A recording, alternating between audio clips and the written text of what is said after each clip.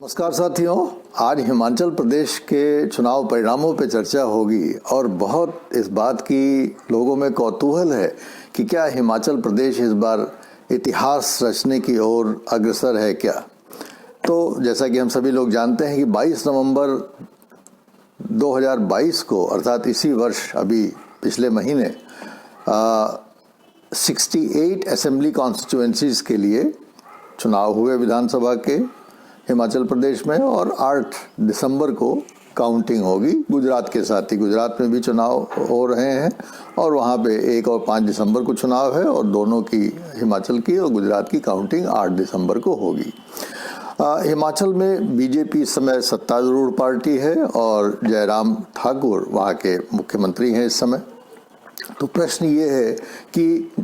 हिमाचल प्रदेश में विधानसभा चुनाव कौन जीतने जा रहा है। क्या बीजेपी अपनी सत्ता बनाए रखेगी या कांग्रेस उसको सत्ता से बाहर कर देगी। और ये प्रश्न अपने आप में बहुत ही महत्वपूर्ण इसलिए होता है कि तमाम इसमें आकलन लोग लगाते रहते हैं, अखबारों में लेख लिखे जाते हैं, टीवी पे बहसें होती हैं, सोशल मीडिया पे तमाम प्रकार के आकलन होते हैं। लेकिन उसको तो जनता के मन में एक कन्फ्यूजन होता है कि एक्चुअली हो क्या रहा है या क्या होने वाला है। सबको कौतूहल भी होता है और वो तो 8 दिसंबर को ही पता चलेगा। जैसा कि आप जानते हैं कि हर पार्टी में एक नेता का होना बहुत आवश्यक है, और वो हिमाचल प्रदेश की अगर हम इतिहास में जाएं तो प्रेम कुमार धूमल भाजपा से और वीरभद्र सिंह कांग्रेस के, ये दो बहुत सशक्त हस्ताक्षर हमको वहाँ पे दिखाई देते हैं। लेकिन जैसा कि हम लोग जानते हैं कि वीरभद्र सिंह नहीं रहे, पिछले वर्ष उनकी कोविड के संदर्भ में मृत्यु हो गई थी, और बीजेपी ने भी अपना नेतृत्व बदल दिया था पिछले बार, क्योंकि उनके जो सिटिंग चीफ मिनिस्टर थे वो हार गए थे। थोड़ा सा इस पे हिमाचल के इतिहास पे जाते हैं कि हिमाचल प्रदेश जो है वो 15 अप्रैल 1948 15 अप्रैल 1948 को इसका अस्तित्व हुआ, और इसको chief commissioners province of Himachal Pradesh के रूप में जाना गया। और जब भारत स्वतंत्र हुआ 26 जनवरी 1950 को, जो हमारा संविधान बना, तो संविधान में जो तमाम क्लासिफिकेशन थे स्टेट के, कि part A state, part B state, part C states, तो ये हिमाचल जो है इसको पार्ट सी स्टेट्स में रखा गया था। कालांतर में इसमें बहुत सारे, और जैसे बिलासपुर है उसका मर्जर हुआ 1954 में, फिर कांगड़ा और बहुत सारे पंजाब के जो हिल एरियाज थे उनको मर्ज किया गया हिमाचल प्रदेश में, और हिमाचल प्रदेश को एक यूनियन टेरिटरी की मान्यता, जिसको हम केंद्र शासित क्षेत्र कहते हैं, उसकी मान्यता इसको दी गई हिमाचल प्रदेश को। और ये मान्यता 1 नवंबर 1956 को दी गई, जबकि स्टेट्स का रीऑर्गेनाइजेशन हुआ था। और इस तरीके से हिमाचल प्रदेश एक यूनियन टेरिटरी के रूप में चलता रहा। बहुत सारे एरियाज इसमें धीरे धीरे मर्ज होते रहे, और फिर फाइनली 18 दिसंबर 1970 को संसद ने एक कानून पास किया और हिमाचल प्रदेश को राज्य का दर्जा दिया, और 25 जनवरी 1971 से ये हिमाचल प्रदेश जो है भारत के भारतीय संघ के 18वें राज्य के रूप में हमारे सामने प्रकट हुआ। और तब से यहाँ पे 1972 से बराबर यहाँ के राज्य के विधानसभा के चुनाव होते रहे। तो ये इसका फॉर्मेशन का एक छोटा सा इतिहास आपको ध्यान रखना चाहिए। जब इसका राज्य के रूप में पहला चुनाव हुआ तो उस समय 6 राष्ट्रीय दलों, कांग्रेस ओ, सीपीआई, सीपीएम, एसएसपी, संयुक्त सोशलिस्ट पार्टी और जनसंघ, इन 6 राष्ट्रीय दलों का वहां वजूद था, और 68 सीटों के लिए इन्होंने कॉन्टेस्ट किया, और उस 68 सीटों में बहुत ही मैसिव 53 सीट्स जो है कांग्रेस पार्टी को मिली, और 53.2% वोट्स भी कांग्रेस को मिले। और जनसंघ उस समय जो है, उस समय भाजपा तो थी नहीं, उसकी पूर्ववर्ती पार्टी जनसंघ थी, उसको केवल 5 सीट मिली और 7% वोट मिले। लेकिन अगली बार जब चुनाव हुआ 1977 में, तो इमरजेंसी के बाद का वो चुनाव था। जैसा कि हम सभी लोग जानते हैं कि आपातकाल देश में 1975 से 1977 तक लगा था, और 1977 में जब चुनाव हुआ था तो उसमें केंद्र में जनता पार्टी की सरकार आई, और जनता पार्टी की जब सरकार आई तो उसने तमाम कांग्रेस की सरकारों को भंग करके विधानसभा के चुनाव कराए। हिमाचल प्रदेश में फिर प्रचंड बहुमत से जनता पार्टी जीती और उसको उस बार 53 सीटें मिली और उसको 49% वोट्स मिले।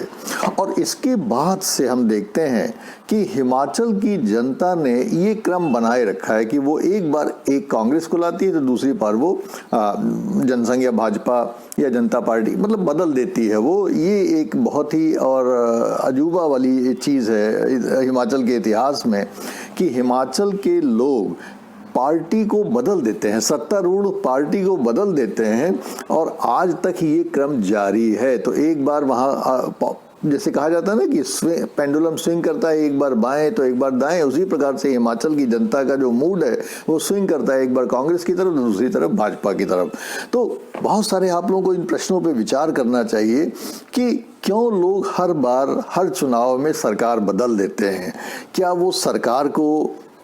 वास्तव में इस बात का एहसास दिलाना चाहते हैं कि सरकार को हमेशा अलर्ट रहना चाहिए, नहीं तो मैं बदल दूंगा, और वो बदल देते भी हैं। और क्या ऐसा करने में, सरकार को बदलने में उनके मन में ये भाव रहता है कि शायद सरकारें बदलने से शासन बेहतर होगा? क्या उनके मन में ये भाव रहता है कि सरकारें बदलने से बेहतर डेवलपमेंट हो पाएगा? और ये दोनों चीज़ें अपने आप में एक कौतूहल है, क्योंकि ये बहुत अजीब बात है कि कोई सरकार अगर कितना भी अच्छा काम करे फिर भी आप उसको बदल देंगे, कोई सरकार कितना भी खराब काम करे फिर भी आप उसको बदल देंगे। तो सरकारों के पास अच्छा काम करने का फिर इंसेंटिव क्या रहा है? या अपोजिशन के लिए अगर उसको श्योरिटी हो कि नहीं भाई अगली बार तो हमको सरकार में आना ही है, तो अपोजिशन क्यों प्रयास करे सत्ता में आने का, फिर लोग उसको लाएंगे। तो ये चीज़ें आप अपने जहन में लाइएगा, सोचिएगा, इस पर विचार करिएगा। एक चीज़ जो हिमाचल के बारे में बड़ी इंपॉर्टेंट है, जो और राज्यों में दिखाई नहीं देती है,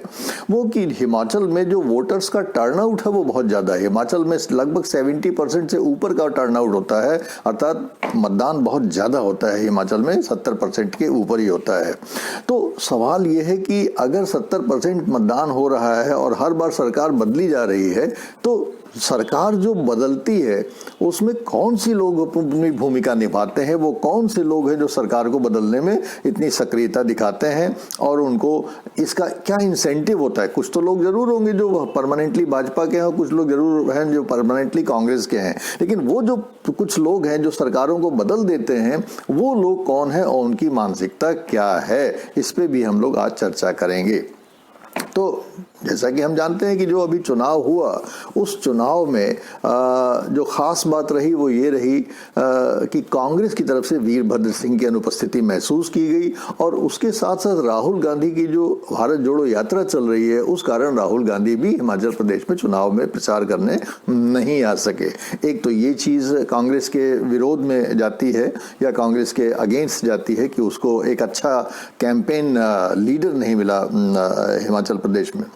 दूसरा जो महत्वपूर्ण मुद्दा है वो ये है कि इस बार हिमाचल में नॉर्मली चुनाव कांग्रेस और भाजपा के बीच में हुआ करता था, और सब प्लेयर्स वो बहुत मार्जिनलाइज प्लेयर्स थे, उनका कोई वजूद नहीं था, वहाँ कोई महत्व नहीं दिया जाता था।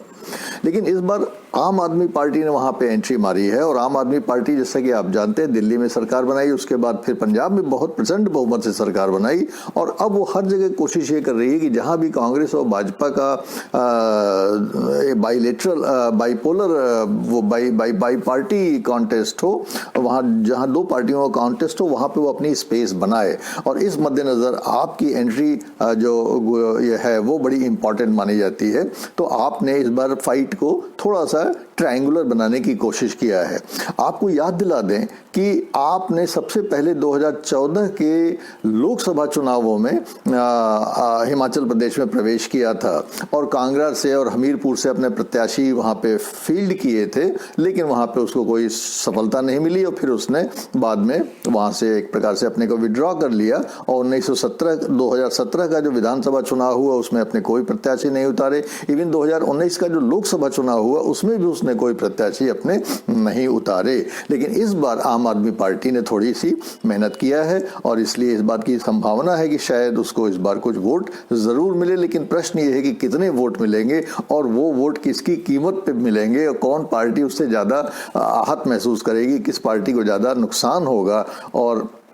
क्या बीजेपी के पावर में रिटर्न होने की कोई संभावना वो इससे बनती है। और ये बात इसलिए इम्पॉर्टेंट है कि बीजेपी और कांग्रेस के बीच में जो पावर रोटेट होती है हिमाचल प्रदेश में, उसका जो डिफरेंस होता है वो केवल 5% होता है, अर्थात 5% के मार्जिन से हार जीत होती है। अब 2017 का साथ इसके पहले वाला जो चुनाव था उसका जरा सा आंकड़ा देखते हैं कि 2017 का जो चुनाव हुआ था उसमें बीजेपी को 48.7% वोट मिले थे और कांग्रेस को 41.6% वोट्स मिले थे। अर्थात बीजेपी ने कांग्रेस को 7% से ज्यादा वोटों से हरा दिया था। और इसलिए अगर हम ये मान लें कि ये जो फ्लोटिंग वोटर्स हैं, 5% फ्लोटिंग वोटर्स जिनको हम लोग कहते हैं, जो कभी कांग्रेस की तरफ कभी भाजपा की तरफ चले जाते हैं, अगर ये चले भी गए भाजपा की तरफ से तो भी, और कांग्रेस की तरफ चले गए या आपकी तरफ चले गए, जहां भी वो चले गए, लेकिन भाजपा से मान लीजिए वो चले गए, तो भाजपा का वोट शेयर गिर के 43.7% फिर भी एक प्रकार से बनता है, जो कि एक अच्छा वोट शेयर है। और इसलिए ये वोट शेयर इंपॉर्टेंट है कि जो आम आदमी पार्टी है वो और कांग्रेस, ये दोनों ही एंटी बीजेपी वोट्स के लिए कॉन्टेस्ट करेंगी। और जब एंटी बीजेपी के वोट्स के लिए दो क्लेमेंट हो गए तो एंटी बीजेपी जो वोट्स हैं वो कांग्रेस और भाजपा के बीच में डिवाइड हो जाएंगे। और इस तरीके से इस बात की पूरी संभावना है कि वो जो एंटी बीजेपी वोट्स कांग्रेस को मिलते उसके भाजपा की तरफ जाने की संभावना बनती है, क्योंकि अब एंटी बीजेपी वोट्स के दो दावेदार हो गए, दो हकदार हो गए, तो जाहिर है कि एक तो वोटों का बंटवारा एंटी बीजेपी वोट्स का कांग्रेस और आम आदमी पार्टी में होगा। और दूसरी इंपॉर्टेंट चीज ये है कि आम आदमी पार्टी को भी अपने बलबूते भी कुछ वोट्स मिलेंगे, और जिससे कि आम आदमी पार्टी कुछ कांग्रेस के भी वोट काटेगी और कुछ जो है भाजपा के भी वोट्स काटेगी। कुछ कॉन्स्टिट्यूंसीज में जहां उसकी कांग्रेस से टक्कर है या कांग्रेस जीती हुई पार्टी है, वहां वो कांग्रेस को डैमेज कर सकती है, और जिन निर्वाचन क्षेत्रों में भाजपा जीती हुई है वहां वो भाजपा को डैमेज कर सकती है। और यहीं पे एक प्रकार से बात आती है कि पिछली बार की तुलना में इस बार कांग्रेस का भी वोट शेयर डाउन होगा और भाजपा का भी वोट शेयर डाउन होगा, क्योंकि आम आदमी पार्टी के आने से, त्रिकोणीय संघर्ष होने से जो high level of voting percentage होता था कांग्रेस और भाजपा के पक्ष में, उन दोनों में गिरावट आएगी, क्योंकि आम आदमी पार्टी कांग्रेस का भी वोट डाउन करेगी और भाजपा का भी वोट डाउन करेगी। तो इस प्रकार से हम देखते हैं कि इस बात की यहीं पे थोड़ा सा भाजपा के पावर में इस बार रिटर्न होने की संभावना बनती है। हालांकि ये तो इतिहास हो जाएगा, क्योंकि हिमाचल ने कभी पावर को रिपीट नहीं किया, इनकम्बेंट गवर्नमेंट को रिपीट नहीं किया, कभी जो है सत्तारूढ़ दल को रिपीट नहीं किया है। लेकिन इस बार त्रिकोणीय संघर्ष होने से इस बात की संभावना है कि जो कांग्रेस की तरफ भाजपा के वोट शिफ्ट हो रहे थे, उन वोटों को दो दावेदार होने की वजह से, बीजेपी के एंटी बीजेपी वोट्स के कांग्रेस और आम आदमी पार्टी दो दावेदार होने की वजह से इस बार इस बात की पूरी संभावना है कि जो विनिंग परसेंटेज है उसमें भी फॉल आउट होगा, और हो सकता है कि बीजेपी हिमाचल प्रदेश में बहुत ही, चाहे कांटे की टक्कर से, लेकिन हो सकता है वो अपनी सत्ता को बचा ले जाए। लेकिन अगर ऐसा हुआ हिमाचल प्रदेश में तो ये एक इतिहास होगा, क्योंकि बहुत लंबे अंतराल के बाद, लगभग 4 दशक के बाद इस बात की संभावना बनती है हिमाचल प्रदेश में कि वहां पे सत्तारूढ़ दल सरकार में दोबारा आ जाए। लेकिन इसकी संभावना इसलिए बनती है कहीं कहीं क्योंकि हिमाचल में जो बहुत इंपॉर्टेंट मुद्दे थे, जैसे हिमाचल आप जानते हैं कि वहाँ पे ज़्यादातर लोग डिफेंस में हैं, तो हिमाचल में जो आर्मी ऑफिसर्स के पेंशन का मुद्दा था, या जो अटल टनल का मुद्दा था, या और भी जो विकास के बहुत सारे मुद्दे थे, वो काफ़ी वहाँ प्रायोरिटी बेसिस पे अटेंड हुए हैं। तो ये ठीक है कि हर चुनाव में सत्तारूढ़ दल से तमाम लोगों की नाराज़गियाँ होती हैं, और वो होना भी चाहिए और स्वाभाविक भी, क्योंकि कोई भी गवर्नमेंट लाख काम करे लेकिन बहुत सारी चीज़ें तो ऐसी रही जाती हैं कि जनता उससे की उम्मीदों पर खरा नहीं उतरती करती। लेकिन अभी तक इस परिस्थिति ये रही है कि जनता उसकी नाराजगी की वजह से सरकारों को बदल दिया करती थी, या जिस वजह से भी बदल दिया करती थी। लेकिन हम लोग तो यही मानते हैं कि नाराजगी की वजह से इनकम्बेंट गवर्नमेंट से सरकारें बदला जाती है। लेकिन इस बार देखना होगा कि क्या उस नाराजगी पे हिमाचल का जो विकास हुआ है वो विकास क्या भारी पड़ेगा, और क्या बीजेपी सत्ता में दोबारा वापसी होगी, और क्या दोबारा सत्ता में वापसी होकर वो एक नया इतिहास रचेगी। ये 8 दिसंबर को स्पष्ट होगा। तब तक हम लोग अपना इंतजार करेंगे कौतूहलपूर्ण ढंग से, और 8 दिसंबर के बाद इस पर फिर हम लोग कभी चर्चा करेंगे। Thank you very much.